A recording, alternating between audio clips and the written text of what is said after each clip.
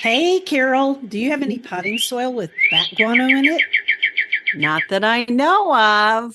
Why do you ask? Because what are bats? Bats are mammals. Yes, they have little bitty baby bat babies, mammal Uh, babies. Little bitty baby Yeah. bat babies.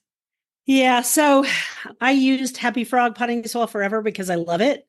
But that other day I looked at it and I thought, oh gosh, that has bat guano in it. So I had to switch out my potting soil. You did not have to do that, did you? Really? I really did. And I'm not gonna repot everything. I'm just gonna, because as long as it's wet, it isn't gonna bother me. But like if I breathed in a big, Oh, yeah. Yeah, yeah. whatever. Yeah. Yeah, and wear gloves.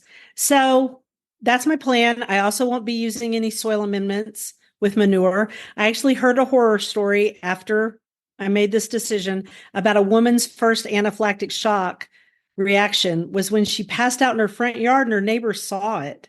Oh She was my gardening. gosh. Oh my She was putting gosh. manure on her garden. So, here we go. But even though that's serious, let's just move on from the bad and get to the good. But you can use chicken poo. I can. There's not a lot of potting soil with chicken poo in it, but I have heard that the Epsoma amendments and like the liquid Epsoma that you use, Yeah. for fertilizer. I actually found a potting soil that is made here locally that doesn't have anything in it, and then I could probably use Epsoma liquid. But you know what? I'm not worrying about that today. I bought the potting soil. We're all good. I'm giving my other potting soil away. All right. Well, let's get this episode started. Welcome to the Garden Angelist, where we talk about flowers, veggies, and all the best dirt. I'm Carol Michael from Indianapolis, Indiana. I have a suburban garden measured in square feet. It's about a third of an acre. And I'm Dee Nash from Guthrie, Oklahoma, where I garden an acre and a half out of 7.5 acres in the country. We call ourselves Garden Angelists because we are evangelists for gardening. We love gardening and we want others to love it too.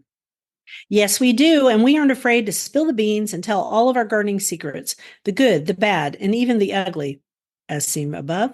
But that's enough of who, what, when, where. Let's move on to this week's episode. Tell me about your garden. So, Dee, I am pleased to report that the fungus gnats are gone once I Good got rid job. of those amaryllis with the moss around them. So I've started up some more microgreens. I did half the flat and then I'll talk later. I'll do the other half later. I also started prepping gallon jugs, cutting them, getting them ready for winter sowing. I accidentally ordered more seeds from like four different companies. It's insane. And I I'm right almost there killed with you. off I almost killed off my last two cuttings of African blue basil through lack of Like watering, but me. I rescued them just in time, and so I think we're going to be okay. You'll be fine. The hyacinths are all doing great. And I was thinking about that you say, well, you're going to do something. And then I'm like, oh, I got to do it too. So I actually made myself a chart to count off from Sundays till my frost free date so that I know, hey, if Dee says I'm going to do this and it's something you do about 10 weeks before frost, well, I know when 10 weeks before frost is for me. So I won't panic and think, oh, yeah, I got to do that. So that was my week, sort of. Right, because your frost-free date is May 19th and mine is usually around April 20th.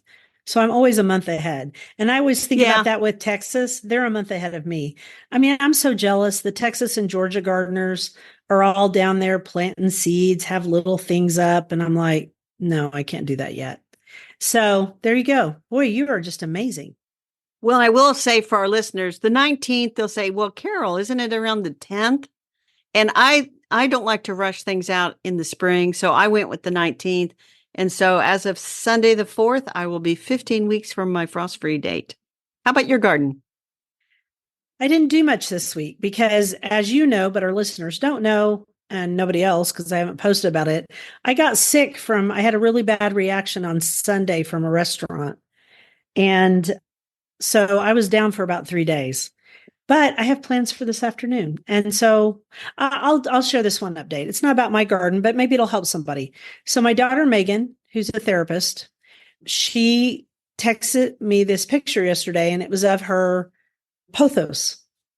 And her pothos had a leaf that was yellowing and it kind of had that look of help me. And she said, "What is wrong with my plant?" And I said, she goes, "Is it underwatering or overwatering?" I said, "Well, what brought you to that conclusion?" In my head, I didn't say that to her because I try to be very positive. So I looked at it for a minute and I said, "Okay, here's the deal. I would pull that pot out of that little cash pot and see if there's perhaps some standing water in it." And I said, "Because that looks like overwatering to me." I said, "Pull off that leaf that is sad and let that baby drain out." I said, "If I'm wrong, then pull out that little pot, water it if it needs to be watered, and let it fully drain, and then put it back in the cash pot." Well, it was a while before she got back to me because, she sees patients. She got back to Right. me and she said, "Oops." She said, "I pulled it out and the cash pot was just full of water." And I said, "I kind of thought so because pothos really don't want much water." No. And that looked like an unhappy, overwatered plant. So that's just a tip about houseplants. Those cash pots, Yeah. they'll get you every time. Yeah. Well, let's play favorites. Your favorite first, Dee. My favorite is all of my succulents in the greenhouse. I haven't had much time to water the greenhouse. We've had a lot of trouble regulating the temperature over those very cold days. My husband felt like we needed it to be a sauna in there, which caused some problems. And I could not convince him that sauna was not appropriate. And so they came through like champs. And what's funny about that is he's never been like that before, but he's much more cold natured than he used to be. So this particular cold snap was really long. And he was like, "No, I think they're cold." And I'd go look and it was 85 degrees in there. Anyway, they've come through it like champs. And I love their cheerful colors, their weird shapes and sizes. That's my favorites. What is yours? My favorite is I went outside yesterday, which was Thursday, February the 1st, to my back lawn. And lo and behold, the crocuses are starting to come up. I put it on the Instagram. Yay. So it's Crocus thomasinianensis. You never say that right. Which naturalizes in my back lawn. And actually, I think I'm going to start putting it in the front lawn this fall, but that's another story. Anyway, they're starting to bloom. I counted about, 10 of them out there. I was taking pictures and trying to avoid taking pictures of rabbit poo at the same time, which is a little disturbing. But anyway, the crocuses are starting to bloom and they'll bloom all through February and it is glorious. Yes, your crocus lawn is beautiful. We should put a picture in the newsletter, which I will write this week. All righty. I'll do a quote and start in on our flower topic. And this is from a poem called Dust of Snow by Robert Frost. "The way a crow shook down on me the dust of snow from a hemlock tree has given my heart a change of mood and saved some part of a day I had rued." I love that poem. That is very nice. No snow today, though. It just goes to show that if something small happens with nature, it can just make your life much better that day. Exactly, like a crocus blooming. Yeah. Or the fact that all of your succulents look really good. Flowers. Okay, so this is our last year of plant from the National Garden Bureau, and it is the hosta, and hostas do bloom. So technically, they are flowers. Yeah, I think this is year of the hosta, and I think that's their perennial choice. So what's the first thing you think of when you think of hostas? The shade. The shade is right. These plants love the shade, and the further south you are, like in Oklahoma, they need a lot of shade because they don't like the heat. They do need a lot of shade. Yeah, they don't like the heat and they don't like hot sun. But that's true of most plants with great big leaves. And they need a steady supply of water. They like that too. Yes, they're a little hard to grow here, but you can grow them. I've got several. I used to hate them. I've got a confession. I used to hate them. I know you did. I don't hate them anymore. They're good placeholders. And they smell good in the summer when they bloom. Some do. So they've got that going. I know mine do. I should say mine do because you know what? I'm not growing a hosta that doesn't smell good. I'm just not. Ooh. Okay, keep going. Well, we have certainly thrown down the gauntlet with the hostas, haven't we? So I see we both have Empress Wu, which is the great big one. How big does it get for you? Not as big as they say it does. Does it get that big for you? Mine doesn't either. No, but it's... See, I think that's hype. It's supposed to get like 5 feet, and I was expecting all that. No, it's a nice, big, bounteous hosta. She's very structural, but she ain't that big. No, and it could be where we have them planted, but it is what it is. And then Could be that Dee lives in It could be Oklahoma that. where it's It could hot. be. And Carol's got it. There was a spot on the patio under the kitchen windows where they left the soil for me to plant something. And that's where I put the Empress. And then around the edge, I put another little hosta called mouse ears, which is tiny. It's not the tiniest, I like mouse but I got ears. little mouse ears, kind of like her court. And then on each side of her, I put the one called praying hands. So, you know, you go by those and you can remember the name praying hands. It reminds you to just keep praying. Yeah, we need to. That's for sure. Okay, so mouse ears also looks good in a pot. I've seen it. In fact, I think those little baby hostas, I call them that, those miniature hostas look really good in pots because it sets them off. And that's a good thing, right? And there's a huge I know you're going to talk about the National Hosta, American Hosta Society, but there's a nice big Hosta Society in Oklahoma City. There's one in Indianapolis too. Those people are Hosta. Yeah, they're Team Hosta, and I'm not picking on them at all. It was funny. They asked me to speak to him one time, and I said, "But guys, I don't really like hostas." And they go, "What?" And I said, "I don't." Well, then a bunch of them, and I did a talk about everything you can grow with hostas because there you go. I have hostas, but you know. So then a bunch of them came out to my garden to tour it, and they said, "Dee, you have hostas. I thought you didn't have any." I said, "No, they're good placeholders." So I have a funny story about hostas in containers. Okay.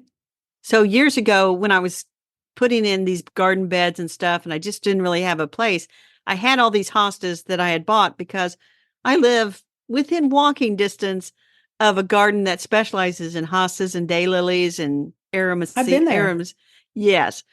So you can imagine that one could go there and accidentally buy hostas. Especially little cute ones. Yes. And I had these all in containers because I didn't know where I was going to put them. Anyway, they flowered and they dropped some seed. And I have a hosta that comes up in a crack by the step of my patio. And it's been growing every year. And last year it flowered. Golly. You have more stuff in your cracks of your patios that do well. Here they always end up, fritzing out. I get that in my gravel paths. My gravel paths are a great seed bed. Oh, they are. So the other thing we should say about hostas is the color range from the bluish leaves all the way through greens to variegated to gold. And I actually bought one that National Garden Bureau listed called Dancing Queen.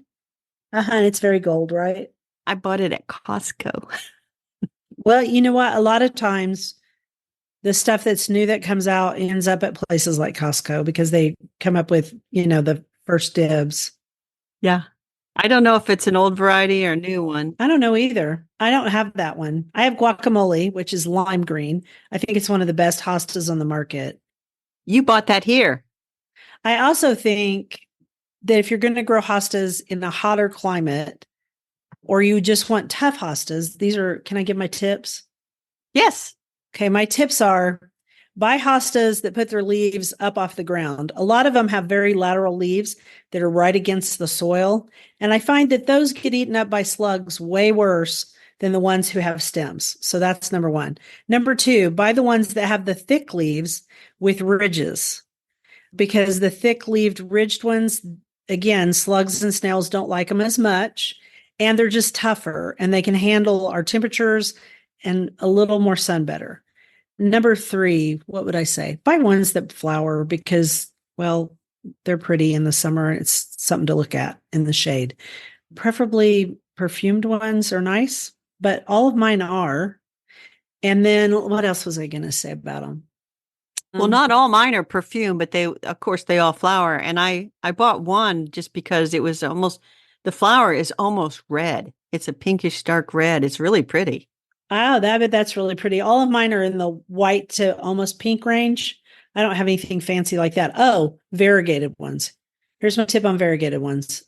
I have found in my own garden that the ones that are less variegated, the ones that just have the variegated edge and it's maybe white or gold, right? They do better here than the ones that have a whole lot more variegation, which just makes sense because most variegated plants are sports and they just aren't as tough as the standards. And I have a bunch of different ones. And really and truly, if someone wants to have hostas in their garden, and I'm all for it in the shade, especially on the north side of the house. If you have a north side of the house place, go for it. And you have water. They've got to have water. They do. And then mulch them with pecan hulls or something sharp, because slugs don't like to crawl across things that are sharp. True that.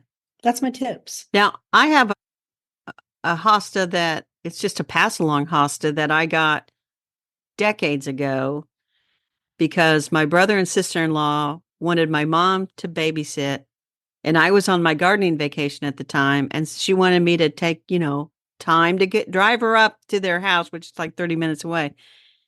And I was just like, blah, blah, blah. And my sister-in-law said, you can have the hostas by the front porch, by the front step. And I knew it was just a pass along hosta. And so I thought, okay, I went and dug up every one of them.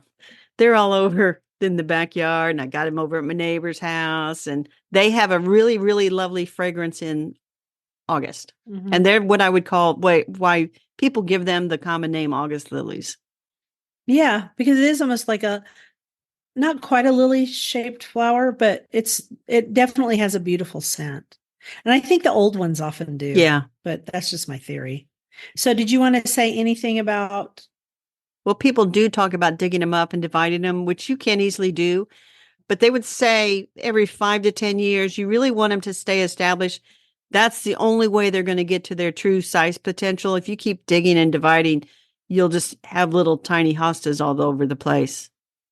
And that's not what you want. You want these big, huge exactly clumps. And mine have stayed in the exact same place they've been since I put them in. They're really good at that. That's their skill set, is that they sit in that spot and they look good. And, and even fire, even the fire didn't kill them. That whole area where my hostas are just burned up. I mean, took out that Japanese maple, took out 2 of them. But you know what? As soon as, and the hostas were burned because, they were a little bit up when it happened because it was the end of March. They came roaring back. They're very happy. That's good. Now here's a fun fact from the National Garden Bureau. The bluish color on hostas is from a waxy coating called Blum, Blum. Or bloom. I called it Blum. I mean, they might pronounce it bloom. I don't know. Anyway, that coating B-L-U-M. develops when they come up, and then it can get washed off, or if it's exposed to direct sun, that could melt that waxy coating off.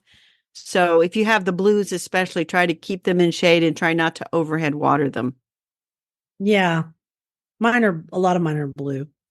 Okay. And then let's see what else. Oh, deer. We've talked a lot about slugs and snails, and you can fence out the deer. You can also use repellents, but then that takes away from the whole idea that the hostas smell good. Deer repellents smell like rotten eggs and other nasty things.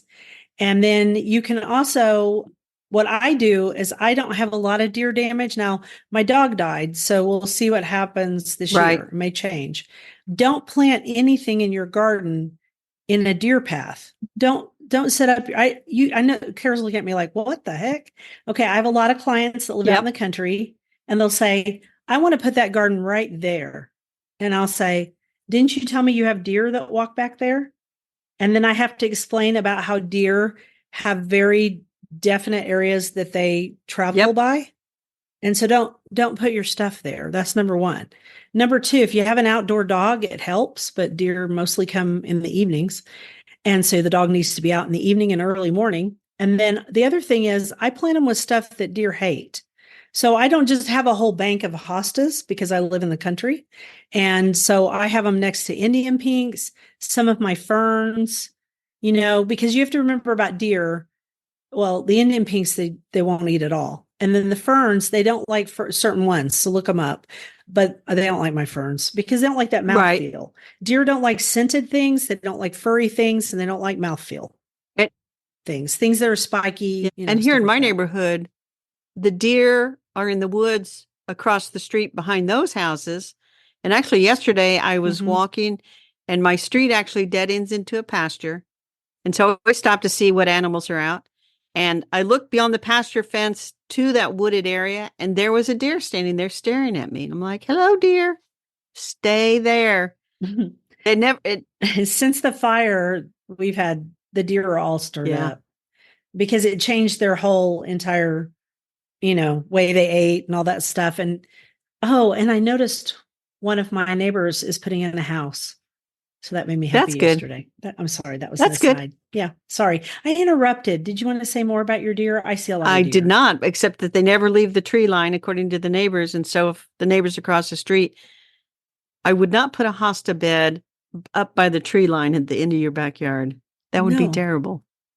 And you can't tell me how many people, or they put in whole neighborhoods that are running through where the deer have always run. And then they wonder why the deer are a problem. And I see that more and more because as Edmund and Guthrie are moving toward each other, it stirs up all the deer because, traditional areas where they stayed are being developed, and that changes It does. things. We could talk hours about deer, but let's finish with that. Let's move talk. on. That's hosta, another year of plant. And so they are a great garden plant. If you have some shade, you really do need hostas. And if you're into it, join the local chapter of your American Hosta Society. They're big in Indianapolis. They're big here too. Ready for a quote? Yes. Worrying is carrying tomorrow's load with today's strength, carrying 2 days at once. It is moving into tomorrow ahead of time. Worrying doesn't empty tomorrow of its sorrow. It empties today of its strength. And that's the full quote from Corrie ten Boom. You don't always see the You full do quote. not. And I think Carol went out and found the whole thing because I sent her part of it. And Corrie ten Boom knew something about worrying. She lived in Holland, which is now the Netherlands. She lived there during the Nazi occupation. Yes.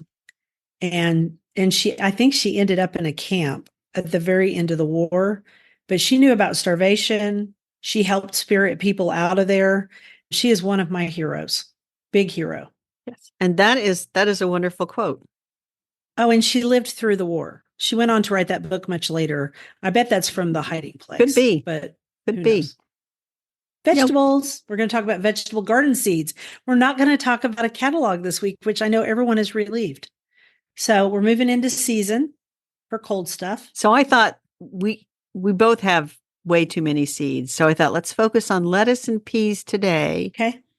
And then we can talk about other seeds other days. Okay. So how about lettuces? So I have gone overboard accidentally. Oh, really? I know this is shocking to you, but for some reason I have 12 varieties of lettuce. And that's because, I can explain, Dee. I can explain. Okay. I don't even have 12 varieties of that. When I was buying seeds on sale at Menards, yes, I pretty much bought every variety that they had.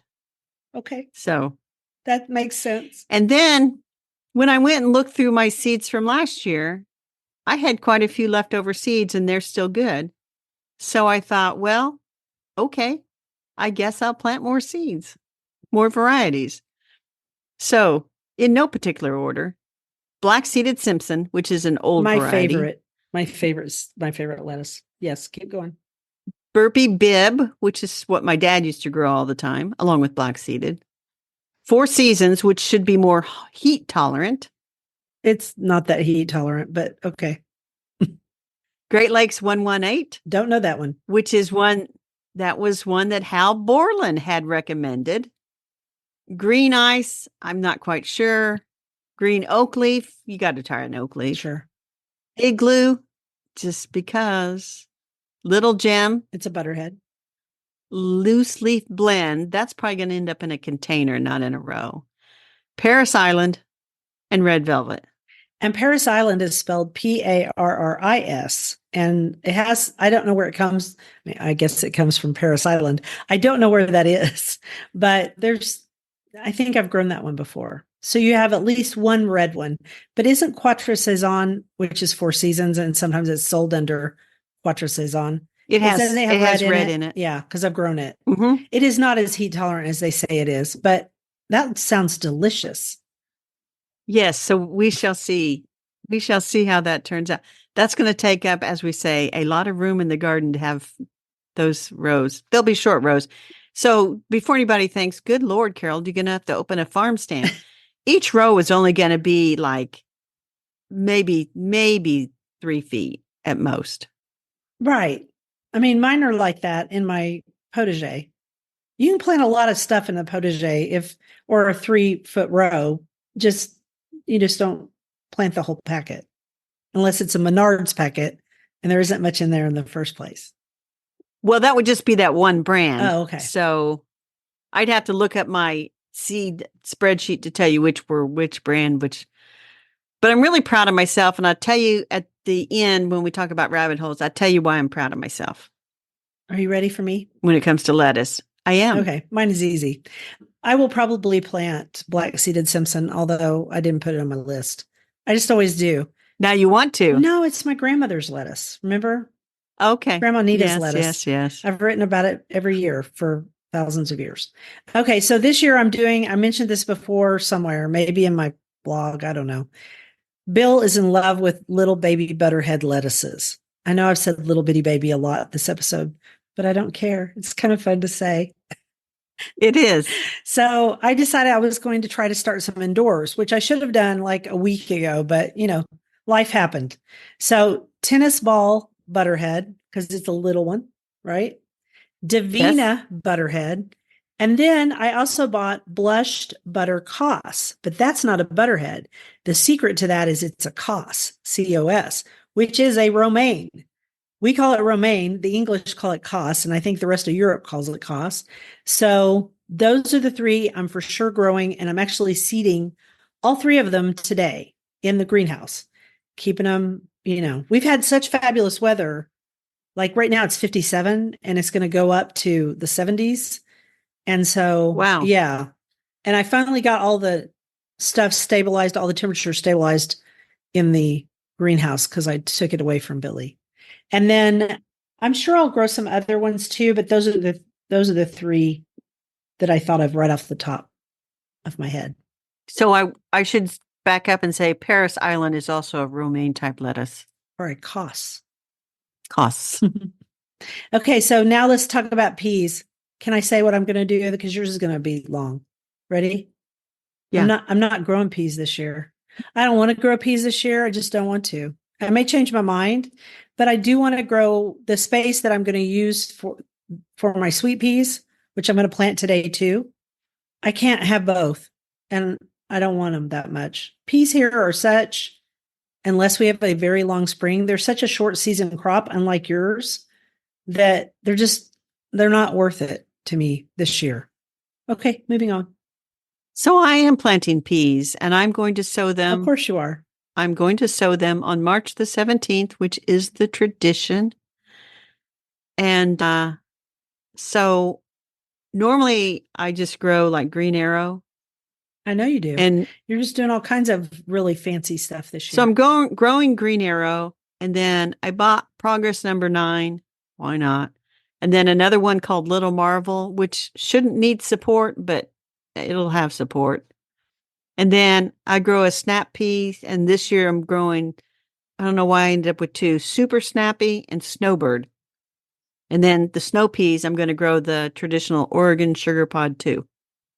So. And we should bring up that you don't really like sweet potted peas. We've talked about this before. Snap peas. You like snap. Yeah, we call them, yeah. Well, yours are both.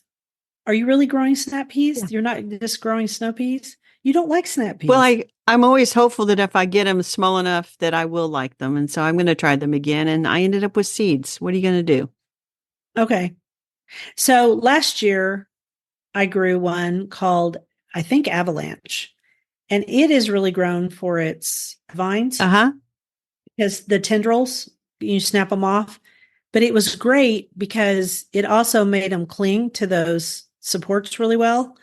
And I didn't have to do a lot of work to train them. And the peas were fine. Yeah. It was pretty good. So Burpee sells a variety of peas called Masterpiece, I believe it is. That is all tendrils. Uh-huh. It's really pretty in a container. And I've sown it. It's so beautiful. I've sown it before and let the violas and it kind of intermix. I didn't get any this year. Don't get any, Carol. Don't get any. Don't get it. Anyway, it's really pretty for a container. Uh-huh. I think Avalanche would be exactly the same way because they They just trail up and they have tons and tons of tendrils.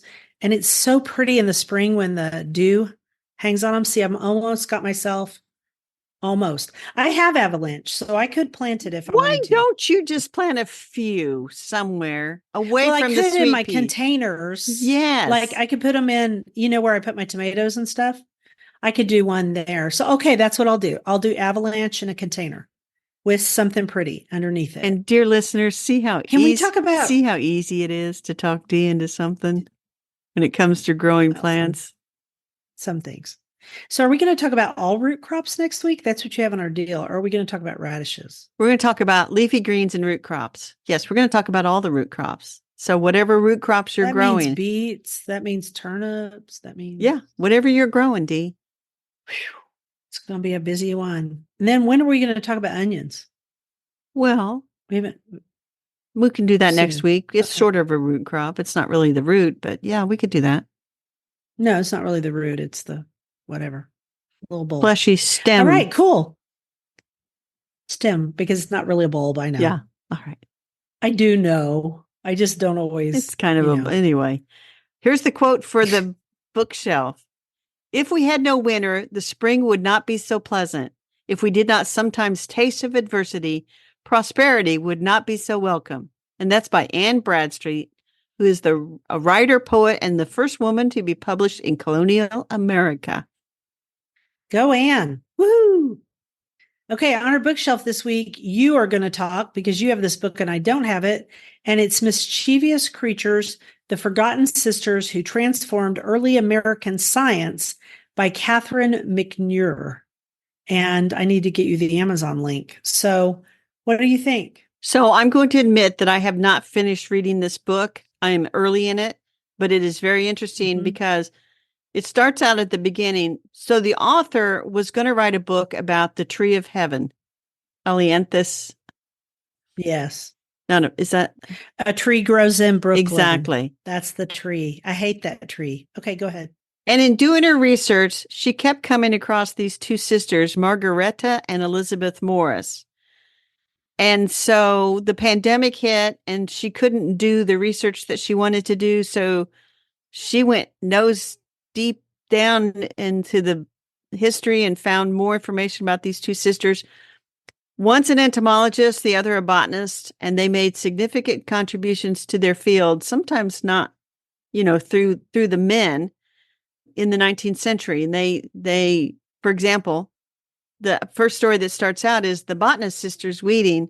She finds cicada grubs on roots of the trees in the orchard, calls her sister out, the Margaretta, the entomologist, because it was Margaretta who discovered that those 13 and 17-year cicadas, what are they doing down under the ground? No way. Well, it turns out that they're feeding on tree roots, Sure and they she's are. the one that figured that out. Yeah, but isn't that crazy how stuff is so serendipitous? Because we talked about that last week, and then it's in this book. I mean, and it's a woman, and I want to know why the title is Mischievous Creatures.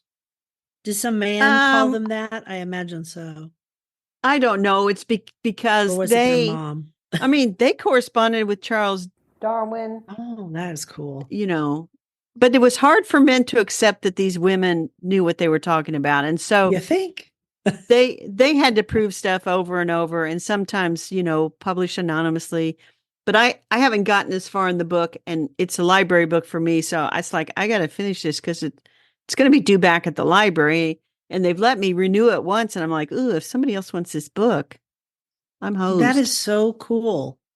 I want to read it. So it's very interesting. Very interesting.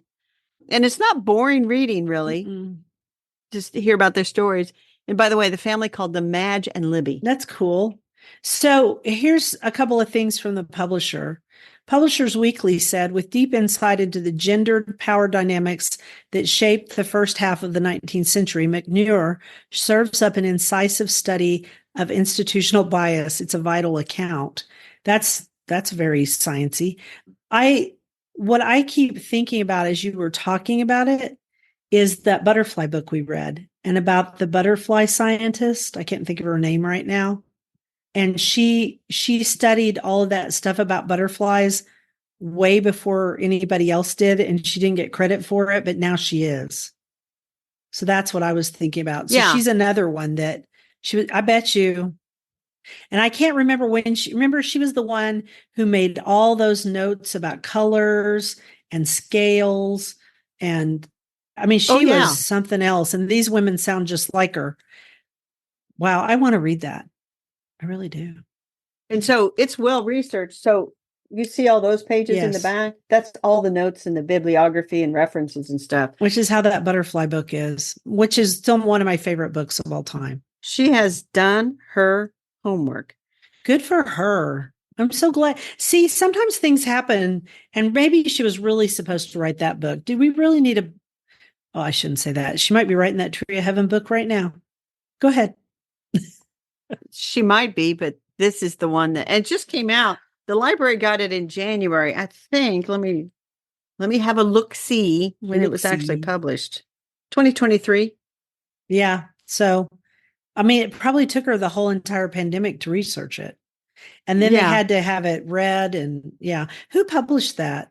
Do we know? It's from the Hatchet Book Group. So it's, yeah, because it has that same beautiful cover. Very cool. It is very, very cool. So anyway, that is Mischievous Creatures, The Forgotten Sisters Who Transformed Early American Science. And, sit down and give it a read. It's not strictly about gardening, but it's very historically interesting. Cool. Want a quote? Yes, please. It takes courage to say yes to rest and play in a culture where exhaustion is seen as a status symbol. And that's by Brene Brown. And if you ever get a chance to listen to Brene Brown's work, she is often on TED Talks, but I think she has her own channel now and everything. She's actually a statistician, which I think is very interesting. That is. She talks a lot about psychology, but she's a statistician. She may be a psychologist too. But the statistician part of it is she uses statistics to talk about rest, shame, lots of different things. Fascinating. All right. Our dirt is about one of our favorite gardeners, George Harrison. George Harrison, yes, of the Beatles. Mm-hmm. He was quite the gardener. He was. And so I found this article last fall about George Harrison's topiary garden. I know you hate you some topiary. I don't hate all topiary. I think what I hate is when it's all too static. You know what I mean? But it has its place. Okay, keep going. I have 2 total. So the quote from the beginning of the article is, when George Harrison first saw the famous topiary garden at Friar Park in Oxfordshire. Oxfordshire. They don't. I knew you were going to correct me. They don't say Shire. I don't know why, but they don't. Okay. Anyway, Oxfordshire. I continue. It was a tangled jungle of overgrown yews. The work he began has been continued by his wife, Olivia, and now the display is back to its full glory, finds Charles Quest Ritson. So when you look at this garden, and I'm going to tell you, I'm not in love with it, but it is a labor of love to bring that kind of garden back to life. Yeah. Well, it's a lot of work to make one. I'm looking at it right now. Yeah, that's kind of weird, isn't it? It's not my style. It's not my style either. You know. What was fascinating, though, in the article, later on it said, the house is cool. Yeah. Years later, their son, Donnie, Dhani, Danny, confessed in his mother's book, George Harrison, Living in the Material World, that my earliest memory of my dad is probably of him somewhere in a garden covered in dirt, just continuously planting trees.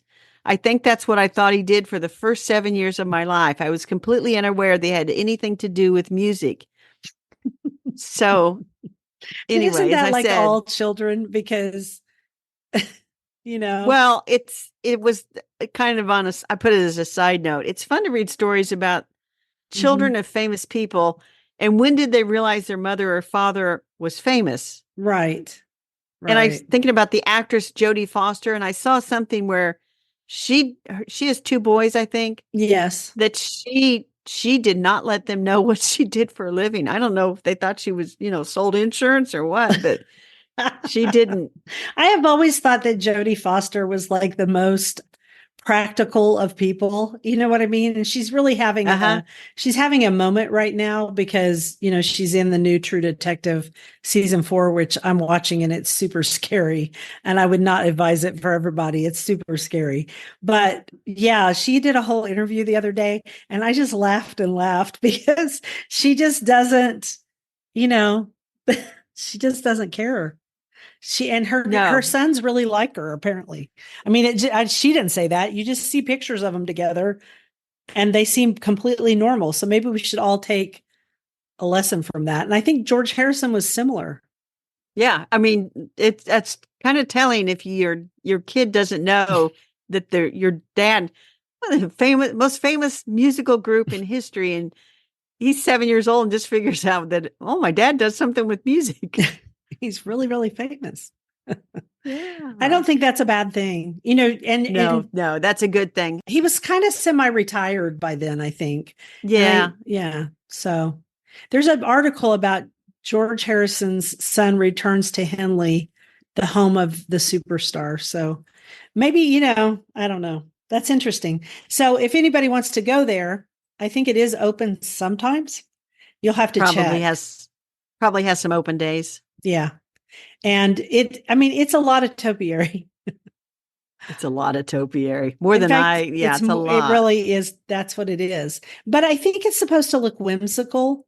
And, it reminds me of like Lord of the Rings. And in Lord of the Rings, it is the Shire. It looks like that. Like there should be hobbits coming around. So, So it reminds me of Alice in Wonderland. yes, very much so. Very much so. All right. A Cheshire cat. Yes. Rabbit holes. Oh, rabbit holes. I don't even know. Oh, mine's potting soil. I had to go research potting soil. That's it. No big deal. Yours. Oh, good Lord. Yours is long. So mine is Lost Ladies. I'm just teasing you. It's not that long. So I'm still reading Dorothy Giles, The Little Kitchen Garden. And I wrote a post last week about her advice for growing beans. And it made me buy the Bountiful variety, which I've grown in the past. I thought, well, I'm going to compare Bountiful to Provider. And I'm now looking for Scarlet Runner bean seeds. And I thought, oh, I can find those at the store. I don't need to buy Have you ever grown those online. I have. They don't grow very well here. They'll grow for you. It's too hot here in the summertime for them. They'll grow for me. And it even says that on the package. And when I was a young gardener, I tried it. Okay. So keep going. Plus, when I started posting about the Lost Ladies over on my Substack, somebody suggested that I look at the garden writer, CZ Guest. And I thought, okay. And I put her on my list, CZ Guest. And then last night, I get this text from Kathy Jentz, our friend. And she says, do you know about the Lost Lady of Garden Writing, CZ Guest? I can't even say it hardly. Anyway, she just said, do you have her books? And I'm like, well, no, why do you ask? And apparently she's one of the people that's featured in that new series, Feud, Capote versus the Swans, which just came out, I think, on FX or Hulu or something. I didn't know there was a series about it. I mean, I just read an article about it yet again. And yeah, that's going to be a rough one. He got himself in trouble on that deal. He did. And I think I'm going to say that series, I believe, is full of adult content. You think? Because one of the things that he wrote about was some adult content. I mean, we're kind of making light of it, but it really ruined a bunch of people's lives, including his. And that's what this series is about. And a lot of name actresses in there. But anyway, so she texted with me and then she said, well, I'm going to buy her book. And I think it's called First Garden. Mm-hmm. And so I thought, okay. But anyway, I also found out that she wrote a garden column starting in 1976 for the New York Post. Huh. And apparently after she fell from a horse or something, had a writing accident because she was a horsewoman. Mm-hmm. She was asked to write this column. And then I did some more looking. And this resulted in me going through all these stacks of books that I think I'm going to give these away to make sure that I didn't accidentally have a CZ Guest book in the pile. Sure. And I don't. I did find that I had a book by Daisy Thompson Abbott. I didn't think I had any of her books. It turns out I do. But anyway, so that I was going around this morning, going through books again. Mhm. And then I just sent a note to Kathy and said, after you read First Garden, let me know what you think. And I might write about CZ Guest, Mhm. Strike While the Iron's Hot, and people are thinking about these I think it's a good swans, time as to they're do it. called. Yeah, the Swans of New Yeah, York, Fifth Avenue. The Swans, because exactly. they all ate lunch together. That's what I was reading about the other day, is that they were, and he was their luncheon companion, and he was a trusted. Oh, until he spilled the Right, beans. because Truman had a self-destructive streak. I don't think anybody can argue that. And so this one was a big one. And yeah. So anyway, CZ Guest will pop up some point as a lost lady of garden writing, even though Cool. her biography is out there on Wikipedia. It won't take much to figure out who she was. I mean, her husband's mother was a cousin of Winston Churchill. I think I have that right. Wow. Small world Anyway, in the rich. The rich are a small world. thanks for letting me go through all that, readers. But here's your prize. I found an extra copy of In a Green Shade, Writings from Homeground by Alan Lacey, and I remember offering it to you once and you didn't want it. I already have it. If a listener wants that book, they need to email me a shipping address and I will send it out to them for free, because at this point, I just have to figure out a way to get rid of these books. And if I can put that in the hands of somebody that would really like it, Who really wants it? then so much the better. Cool. That is my rabbit hole. And so it'll be the first person that sends you that info, right? Yes, indiegardener@gmail.com, or you can use our Garden Angelist. Either way, first address I get, that's where it's getting shipped to. All right, garden commissions. I'm going to plant seeds for my little lettuces, my itty bitty ones, in the greenhouse. And I might also plant a few other seeds outside. I think I'm going to go ahead and plant my radishes, but I need to check the weather first just to make sure it's going to stay good all the way through February. Usually I do the radish planting and stuff at the end of February, but I have some polytunnels, so I'm going to give it a try. You should. And for me, as I mentioned, it is week 15 before the frost. So I'm not doing anything outside except the zinnia and sunflower debris that I just piled up. That's starting to break down. And so this week is going to be delightful weather. I'm going to get that all into the compost pile, because that's the bed where all the lettuce is going to go. Right. And then chickweed and creeping Charlie and these late winter weeds are starting to pop up. Here so too. I'm gonna go through and get those pulled out and in the trash probably. Oh, I'm also going to work on Tuesday because I've got time set aside for Tuesday to start cutting things back and start working on the garden, because if I don't start now, I won't get done. And I guess I could give a tick report every time, but the truth is right now there's adult ticks. I know this because I listened to a tick expert. I never thought in my life I would ever listen to a tick expert. I never thought there was such a thing as a tick expert. There is. There's a man who studies ticks, and he's on the Alpha Gal website, and he actually runs the Tick Bite website, which I'll link to in our Instagram. And people can send him, like if you're bit, he's a Lyme expert. He's a Lyme disease expert and a Rocky Mountain spotted fever expert. He is not an alpha gal expert, but he knows quite a bit. And if you send him pictures of the tick, he and his group of volunteers will identify your tick for you. Isn't that fascinating? Oh, that's great. So there's that. I'm going to wear my tick clothing, but I don't have to worry. The point is, I don't have to worry about the baby ticks because they're not around right now. They haven't made it and created those yet. So there you go. So also, I'm going to winter sow about 12 containers this week, I think. Wow, you go, girl. And then I started some microgreens. I'm going to start some more. I'm kind of staggering my planning because for a while I had too much. And I think that and the Lost Ladies of Garden Writing and everything else should keep me out of trouble for the week. Don't you think? I do. I do think so. So let's wrap this thing up. Thank you for listening to The Garden Angelist. I hope you've hit that subscribe button so you don't miss a single episode. We publish every week on Wednesdays at 12 a.m. Eastern Time. If you listen to Apple Podcasts, we'd love a 5-star review. It helps us get noticed by others. Could you also share our podcast with your friends? Word of mouth is still the best way to get the word out there. And be sure and check out our show notes for links for more information about today's topics, plus links to our own websites.